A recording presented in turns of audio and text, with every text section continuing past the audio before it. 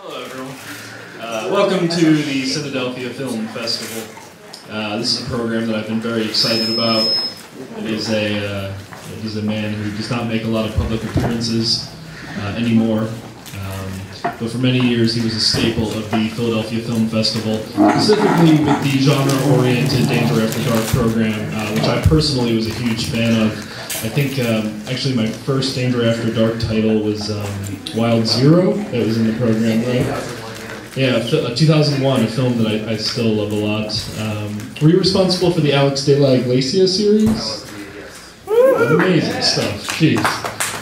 So yeah, I'm up here just to keep things lively and motivated, I guess. So here, let's bring up Travis Crawford, ladies and gentlemen.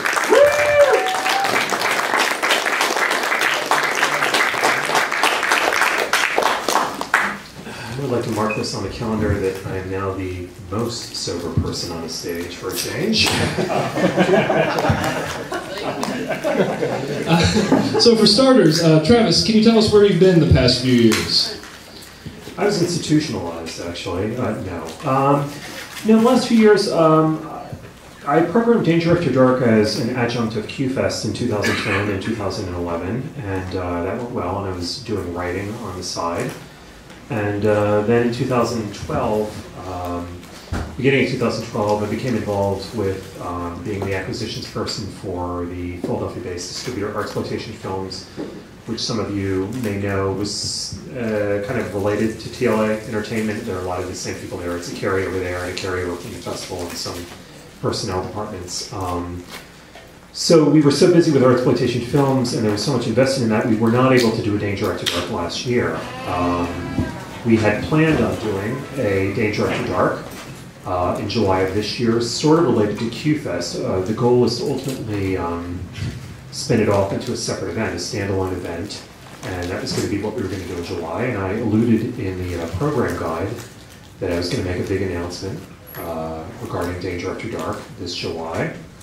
And so I guess this is the time to do it. It's been canceled. The Philadelphia Cinema Alliance Board of Directors voted 2.5 weeks ago to cancel it. So it's not going to be happening this July. There were too many concerns over cost overruns, and also they felt that it would be best if it was completely divorced from the QFest event. So we are now looking to, when I wrote the notes of the program guide, that was more than 2.5 weeks ago, so my attitude or perspective on it, I should say, was very, very different. And things have changed in the interim. So now we're sort of looking for a time frame and a financial structure to spin it off in its own event, whether that's later this year or next year. But that will happen, and that is something that is planned for now.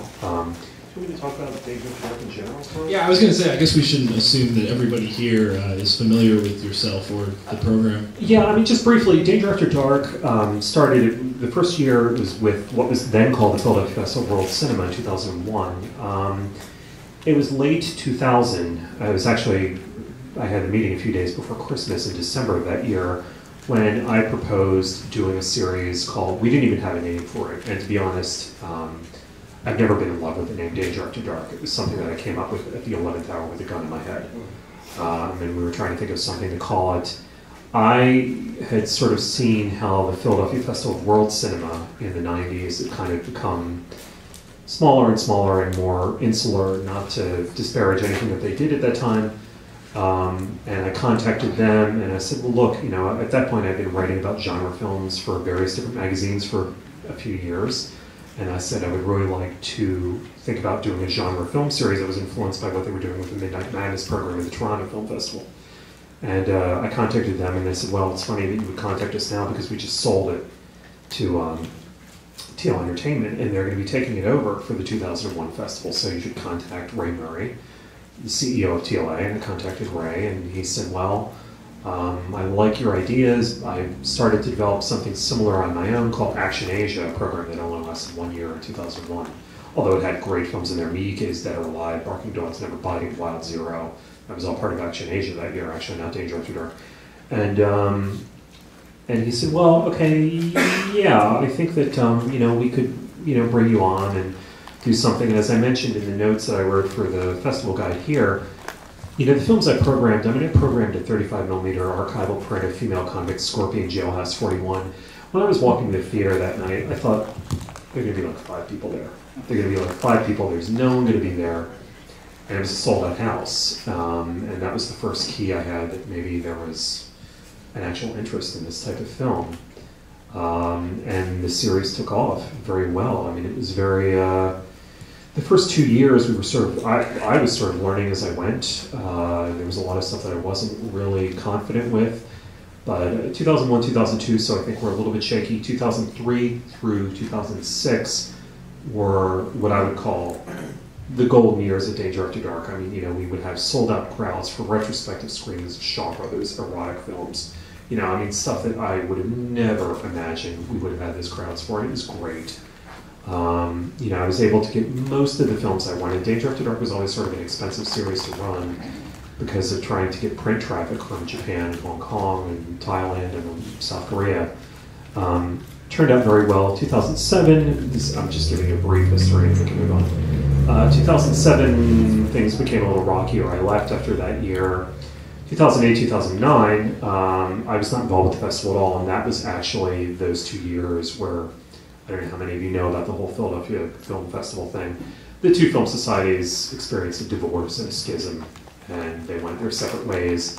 And I came back in 2010 and 11 to do a sort of Danger After Dark series that would be a part of QFest in July, and that's where we stand now. Again, we wanted to bring that back this year in a more expanded form, but it was not to be. Hopefully it will be for future years. So. Well, we'd like this to be a casual discussion. So does anyone have any questions right off the bat? Any? You know? I just want to interject. Can I go ahead with what I was planning on? Sure. I was originally going to present a more detailed presentation of Danger After Dark, and then I thought about the fact that the movie we're about to screen, we won't tell you what it is beforehand, it's a full 2 hours long. So I was like, well, maybe I shouldn't do anything too extensive, but to make up for that, I was going to say, if anyone wants to ask the most rude, unprofessional, and pertinent questions that you can possibly think of, I will go ahead and answer them as honestly as I possibly can, so please feel free. In the back. Well, yeah, what's your real opinion then of the people that took over from the film festival and started programming the alternative to Danger After Dark stuff? Because my take was that the festival started sucking after you left, so I don't know.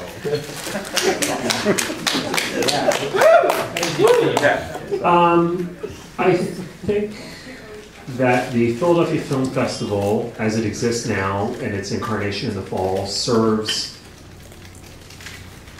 a purpose in that it appeals to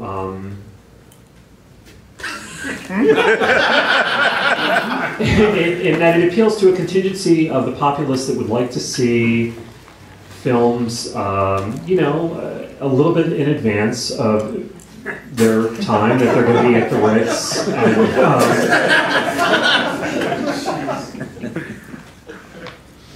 Okay, basically, the purpose of the festival now is they show films slightly in advance of, you know, they're films that already have distributors. That entire festival is programmed by people, none of whom live in the Philadelphia region. And it basically exists as a series of sneak previews for previously distributed films that will be opening up at the Ritz theaters or opening on VOD within a 60-day period following their premiere at the Philadelphia Film Festival. That's not really my definition of the film festival, so, you know, or a film festival.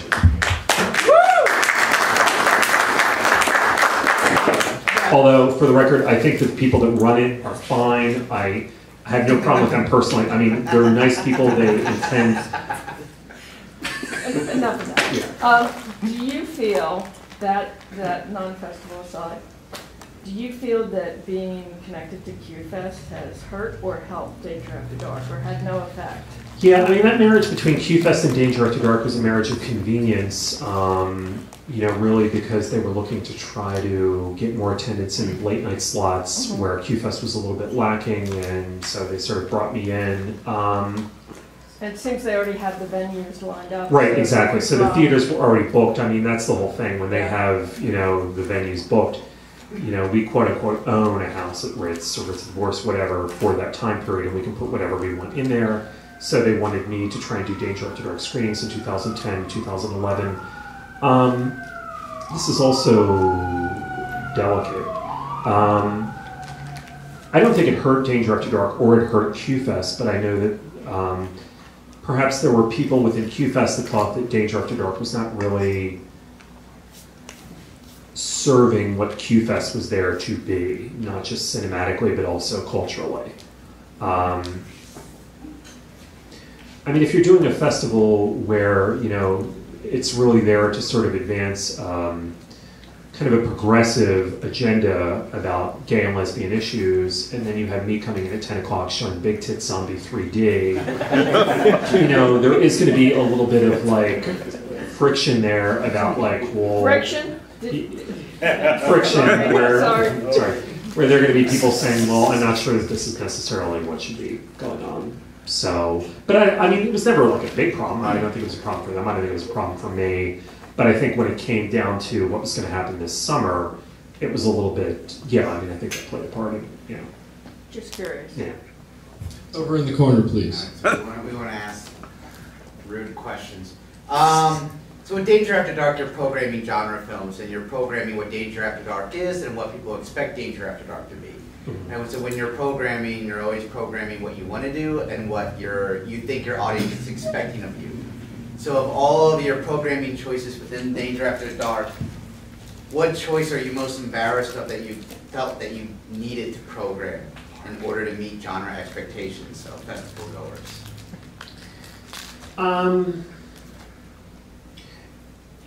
Well, I mean, there are, you know, I would never program something, I would never in a million years have programmed Human Centipede 2, which is a film that made me feel like less of a human being after I had endured it. You know, I mean, there are films, you know, like Big Tit Zombie 3D, for example, the one I just mentioned, where it's like, okay, I have no illusions that this is a great piece of filmmaking, but I think it's okay. I think it's entertaining to the people that would find that entertaining, and that would extend to, frankly, movies that you might think I would have a higher opinion of than I do. Tale of Two Sisters, The Descent, High Tension. These are not films that were necessarily my personal favorites, but I mean, they were movies that I knew people were going to relate to, and that they, you know, and I liked them well enough. I thought they were okay. It's just not my personal thing. Whereas I know that, you know, if I program an Estonian film like Temptation of St. Tony, you know, or a film like Dogtooth, that Greek film, it's like, okay, well, if I get 10 people in there, that's fine if I can pay that off with also programming Robo-Geisha. And I like Robo-Geisha, I'm not saying it's a bad film. But yeah, so it's always sort of a give and take type of thing. So, I mean, it's really always the way it's been. I mean, even since the beginning. That wasn't an embarrassing question at all, actually. I thought it was going to be much worse. Did you say bird exploitation to bird exploit, whatever that is? I guess. Anyone else? Yes. Were there any movies that you fought over which portion of the festival to be in? Because I sort of, like, from the marketing standpoint, like, it's really nice to have them together, but like Dogtooth, you know, where is that going to get? Well, Dogtooth, I lucked out because that was at a point where, when we were partnered with QFest, if it was in the old school Philadelphia Film Festival, I probably would have lost that, and that would have gone into the regular contemporary world cinema part of the festival. You know, I don't necessarily know if I could champion that in Danger After Dark. That was actually, interestingly, one of the advantages of those 2 years that I did with QFest, where it was sort of like, hey, you can do anything. Are there gay people in it? No? Fuck it, go ahead. You know, I mean, you can have whatever you want for Danger After Dark, and that was entirely, you know, so I didn't have to worry about that then. In the old years, well, actually, I'll name something. I always was really interested in documentaries in Danger After Dark, and that was something that was very difficult for me to do in Philadelphia Film Festival, because of course those would have to be, you know, vetted by, you know, the documentary people, you know, Jennifer Steinberg and other people before that. Actually, just a side note, someone asked me a couple weeks ago if I'd ever not selected a film for Danger After Dark because I was afraid of what the audience reaction was going to be, and there was only one time I did that. And it was in 2002, and it was a documentary. And if any of you want to look this up online, I actually think you can watch the entire thing on YouTube. And if you do, Godspeed. It's a Japanese film called Orozco the Embalmer. which is a shock documentary where they went to a horrible little impoverished small town in the country of Colombia and followed the town's only mortician as he, oh God, as he, have you seen this movie? He was the person that was in charge of taking care of all the dead bodies in the town, and he had a hernia and he was dying as the film was being made, and he couldn't like lift the bodies up on the table, so he would just drag these bodies up from the back of a truck and put them in like this horrible pit, and then like embalm them by shoving old newspapers in them. It was the most disgusting thing you've ever seen in your life. But I mean, it was a really fascinating documentary on its own terms. I mean, I liked it, but I remember the director was contacting us directly, which is always like a really embarrassing thing. And I was just sort of like, yeah, I don't think I can do this, you know, because I was trying to imagine, you know, an audience at Ritz at the Bourse, and I just, it wasn't working in my head. So. We should probably start the movie before too long, but are there any other questions kicking around? Yes? Were there any films that you programmed where you felt like, I mean, you programmed, but afterwards they just sort of went over the line for some people, or you got complaints about? Was there anything in particular? No, actually, you know, the funny thing is, one of my goals every year programming Danger After Dark was always to offend people and get people to walk out, and no one ever did. I mean, year after year, I would be like, you know, hey, here's this, you know, collection of vintage French silent porn reels from the 1920s where someone's fucking a dog. No one moved. You know, an entire theater, there was like, no one changed their expression. You know, okay, well, let me try this Japanese S&M movie, Flower and Snake, where, you know, people are being tied up and beaten and whipped for 2 hours. No reaction at all. It could have been fucking Howard's End for these people. It's actually kind of boring. Yeah, well, okay, well, there you go. So no, nothing.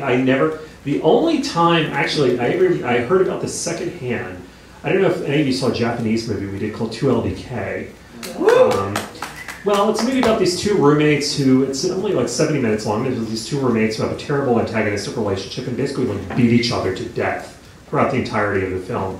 And it was a sold-out house at Ritz East, and I was told that at some point, I was not privy to this, that someone in the back row stood up and screamed, "You people need to go to church," and then walked out of the theater. And I asked, I was like, was he referring to the characters in the film or the people in the audience? And I was like, to get an answer, but that's the closest I ever got. So, yeah. Anything? Or are we done? You want to see the movie? Oh, there's one in the back. One in the back. All right, so what do you think about the future of the larger Philadelphia film festivals, the ones run by the Film Society? And is there any hope? Answer truthfully. Because I think they fucking suck. I mean, it's been pretty bad. Again, I know some of those people, and they really do mean well. These are people that like film, and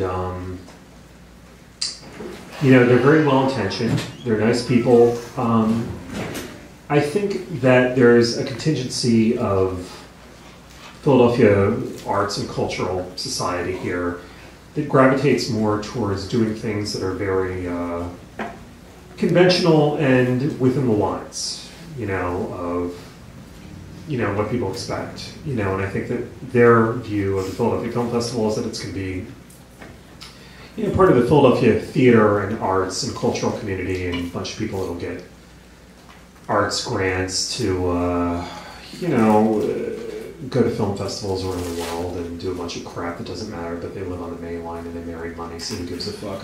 And I think that that's ultimately... I don't think it's that bad, I'm sorry.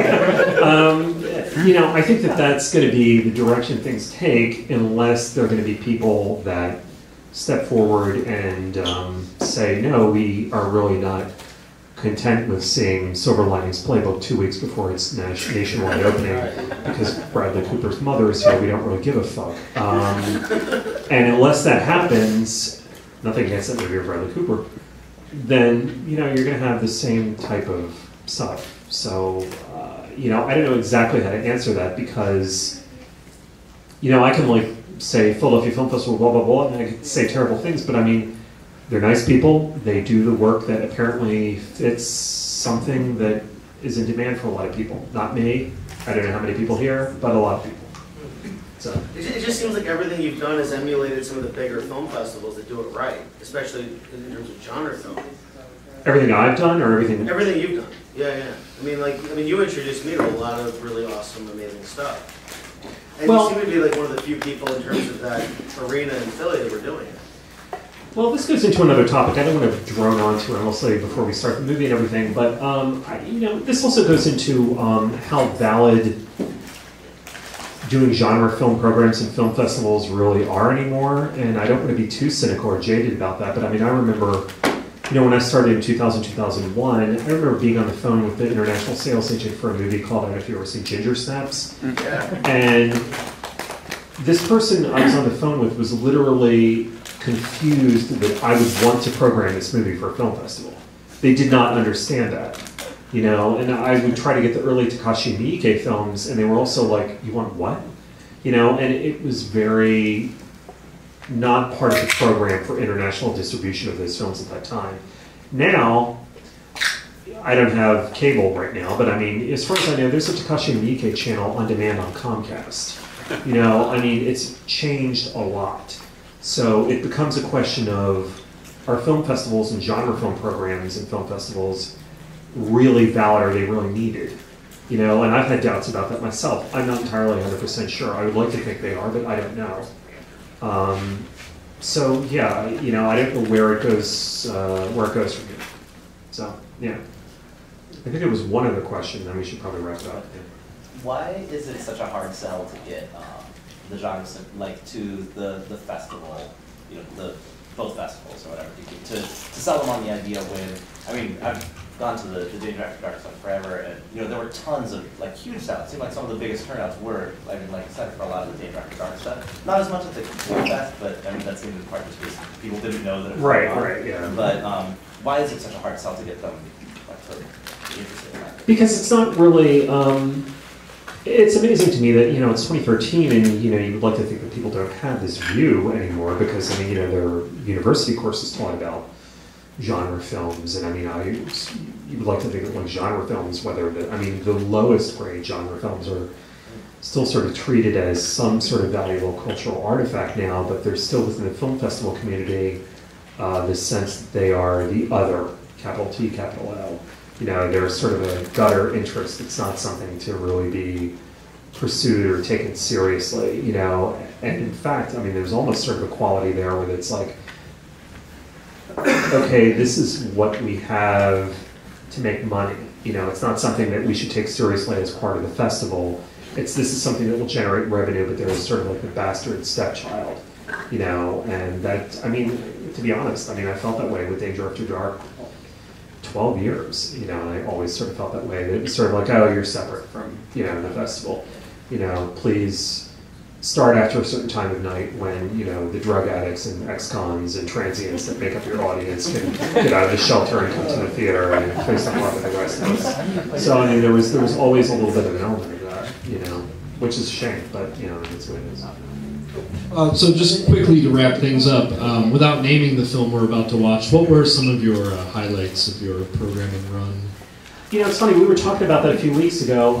It's a shame that I couldn't remember. All my old program guides, the printed guides are boxed up in storage, so I was trying to think of it in memory, and I was like, well, the Park Chan-wook stuff, like Sympathy for Mr. Vengeance and Old Boy, Ginger Snaps. Probably the biggest one was that I was able to do that Shaw Brothers retrospective. That was that we were able to pull that off in Danger After Dark was great.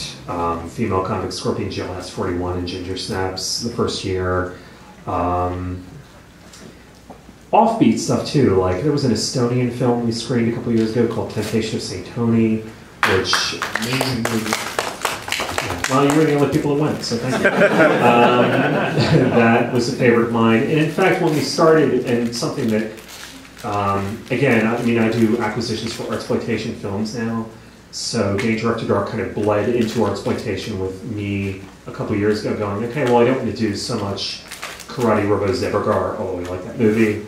And I want to do a little more Dogtooth, The Mare, Enter the Void, that kind of stuff. So the mixture of those things was really gratifying to see. So, All right, so we have a long movie ahead of us. It is a full 2 hours, almost down to the second. Yeah. Yeah. Yeah, and it's awesome. It is a great please film. stick around. We're just going to take like a 2-minute break. Feel free to help yourself to chips and popcorn. There's refreshments over there. All right, please give a hand to Travis Crawford.